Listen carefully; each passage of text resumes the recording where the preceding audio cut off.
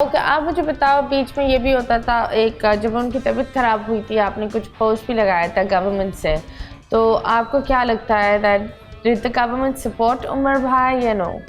कोई नाराजगी है? नहीं, देखिए लोग थोड़ा सा इसको गलत समझ रहे हैं। ओके। हमें उमर शरीफ को फाइनेंशियल कोई ज़रूरत नहीं थी। ओके। हमें उसकी सपोर्ट नहीं चाहिए। you wanted some वीज़ा का वो इशू था ना? क्योंकि देखिए कोविड के, मैं बताऊँ ना, उमर शरीफ वो आदमी है जिसको 2 दफ़ा अमेरिका की ऑनरेबल सिटीजनशिप मिली और उन्होंने नहीं ली। एक दफ़ा ये एक तो बहुत पहले की बात है, मेरे ख्याल में 89 या 90 की बात है, जब उमर एक अमेरिका में शो कर रहे थे ह्यूस्टन में। उस टाइम क्या हुआ, शिकागो का कुछ वेदर ख़राब हुआ तो आर्टिस्ट वहाँ से जिन्होंने आना था वो नहीं आ सके। अब पब्लिक शो पैक, मेरा ख्याल में 5 से 10 हज़ार आदमी हॉल में बैठा हुआ है। अब शो शुरू करें, क्या करें? सिर्फ उमर थे वहाँ, क्योंकि उमर एक दिन पहले आ गए थे। तो मैंने कहा कि वो अल्लाह का नाम लेके शुरू करते हैं, फिर देखते हैं आर्टिस्ट आ जाएंगे, वो कर लेंगे, ज्वाइन कर लेंगे। अच्छा, क्योंकि वो ह्यूस्टन का मेयर भी आया हुआ था। अब उमर ने खड़े होकर परफॉर्म करना शुरू किया। फ्लाइट तो ज़ाहिर नहीं आ सकी। 3 घंटे उमर ने परफॉर्म किया। 3 घंटे के बाद उमर ने फिर पब्लिक को बताया कि भाई इस तरह से हुआ है, वेदर की वजह से फ़्लाइट नहीं आ सकी है, आर्टिस्ट नहीं आ सके हैं। अगर आपको शो अच्छा नहीं लगा है तो आप सब लोग अपनी पैसे वापस लेके जा सकते हैं। तो 10 मिनट पब्लिक ने खड़े होकर क्लैप की कि हमें कोई आर्टिस्ट नहीं चाहिए। ओके। उमर शरीफ से ज़्यादा जो आपने 3 घंटे परफॉर्म किया है ना, मतलब, तो जब मेयर को स्टेज पे बुलाया गया तो वो उसने कहा कि मैं ये जो बोल रहे थे वो मैं नहीं समझ पा रहा था कि ये क्या बोल रहे हैं, क्योंकि वो तो उर्दू में कर रहे थे। लेकिन मैं पब्लिक को देख रहा था कि कोई गिर रहा है हंस हंस के 3 घंटे लोग, और ये कौन है, ये रोबोट है, मशीन है, कौन है ये आदमी? 3 घंटे खड़े हो गए, इसने इस तरह से परफॉर्म किया। तो उस पर उन्होंने उस दिन उनका अनाउंस किया और उनको ऑनरेबल सिटीजनशिप दी।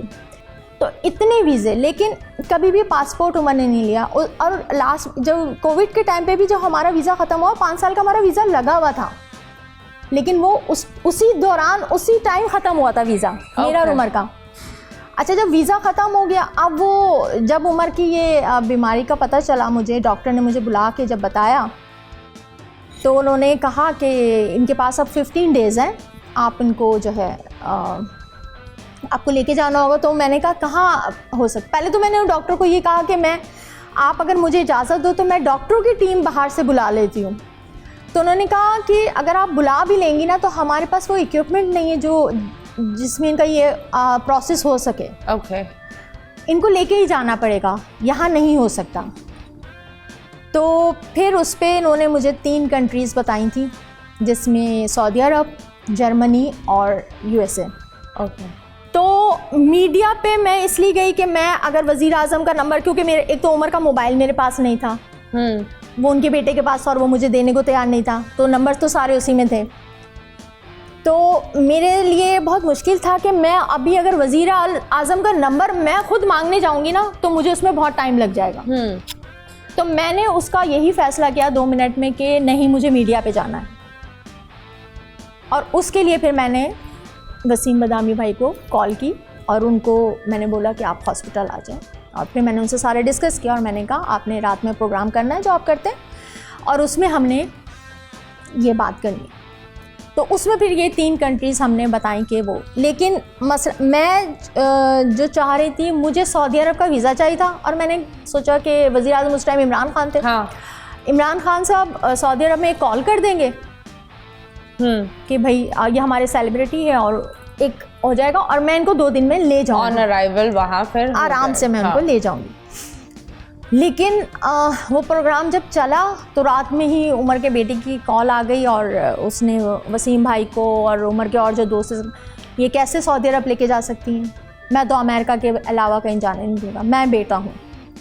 अब वो अमेरिका का जो चक्कर हुआ ना, हाँ, अब ज़ाहिर है दूसरे दिन तो मुझे वज़ीर आज़म हाउस से कॉल आ गई। उन्होंने मुझे कॉल किया, उन्होंने कहा आप क्या चाहती हैं। तो अब वो मजबूरी में मुझे उनको बोलना पड़ा कि मुझे अमेरिका के वीज़े चाहिए। उस अमेरिका के वीज़ों में मुझे लग गए 4 दिन। और 2 दिन वहाँ का सफ़र। यूएस कॉन्सुलेट तो चलो ने हमें फ़ौरन रिस्पॉन्स किया, मगर क्योंकि सैटरडे था, मंडे को जब तक आप उसकी वीज़ा फ़ीस नहीं जमा कराएंगे प्रोसेस शुरू ही नहीं हो सकता था। हाँ, तो 2 दिन ये आप लगा लें, 4 मतलब 5 दिन इनके पूरी फैमिली के वीज़े लगवाने में, वो 5-6 दिन वो चले गए। अब डॉक्टर ने कहा इतनी दूर का हम इनको ट्रैवल की इजाज़त नहीं दे सकते, आप सिर्फ इनको एयर एम्बुलेंस में ले जा सकती हैं। अब आप सोचिए कि मैं एयर एम्बुलेंस कहाँ से करूँ, मुझे तो कुछ पता ही नहीं। अब मैंने हॉस्पिटल से पूछा आपके पास एयर एम्बुलेंस है, तो उन्होंने कहा हमारे पास तो रोड की एम्बुलेंस नहीं है, आप एयर एम्बुलेंस की बात करें। तो मैंने कहा एयर एम्बुलेंस मैं कहाँ से करूँ, मुझे तो पता ही नहीं। पाकिस्तान में सिर्फ ईदी साहब की एक एम्बुलेंस चलती थी, वो भी सिर्फ डोमेस्टिक। फिर खैर इतने में सिंध गवर्नमेंट ने अनाउंस कर दिया कि एयर एम्बुलेंस के जितने भी खर्चा होगा वो हम पे करेंगे। सिंध गवर्नमेंट ने अनाउंस कर दिया। अच्छा, क्योंकि आप पैसे खुद दे भी नहीं सकते थे। आपको पता है बाहर मुल्क आपको अच्छा जब एयर एम्बुलेंस पता चला जी 4 करोड़, अब आदमी सोच रहे कि यार एम्बुलेंस का किराया ले जाने का 4 करोड़। तो अब मैं अच्छा भाई 4 करोड़, इसके आपको कब पैसे देना है, आप अभी देंगे पैसे, मतलब पैसे आपको अभी देने, और पैसे आप खुद दे नहीं सकते क्योंकि बाहर तो आप डॉलर भेज ही नहीं सकते। ट्रू, वो गवर्नमेंट ही कर सकती थी। फिर सिंध गवर्नमेंट ने पैसे भेजे तो सिंध गवर्नमेंट को भी प्रॉब्लम हुई। फिर मैंने वज़ीर आज़म को दोबारा फ़ोन किया, फिर स्टेट बैंक के उससे बात की, फिर उन्होंने वहाँ से वो करा। आप यकीन जाने करते करते इस सारे प्रोसेस में क्या हुआ कि 15 डेज़ जब उमर को वहाँ होना चाहिए था, हाँ, वो उमर का यहीं हो गया। और लोग उस टाइम तक समझ ही नहीं कह रहे थे। लोग कह रहे थे क्यों जा रहे हैं बाहर लेके, क्यों जा रहे हैं, यहाँ नहीं हो सकता। अरे भाई आपको नहीं हो सकता जब तो जा रही है। स्पैन सिर्फ भागम दौड़ी में हो गया। अच्छा इत्तेफाक देखें, जो मेरे दिल में एक था कि इंडिया में होता होगा, मुझे इंडिया के एक डॉक्टर से मैसेज आया, आप उमर शरीफ को इंडिया ले आएँ, और उसने यहाँ तक लिखा कि अगर आप नहीं ला सकती हैं आप मुझे इजाज़त दें, मेरे डॉक्टरों की पूरी टीम, हम अपने वज़ीर आज़म से बात करेंगे, हाँ, हमारा वज़ीर आज़म आपके वज़ीर आज़म से बात करेगा और हम उमर शरीफ को खुद लेके जाएंगे। अब सोचिए इससे बढ़ के क्या बात हो सकती है। रिग्रेट या गुस्सा है आपके अंदर?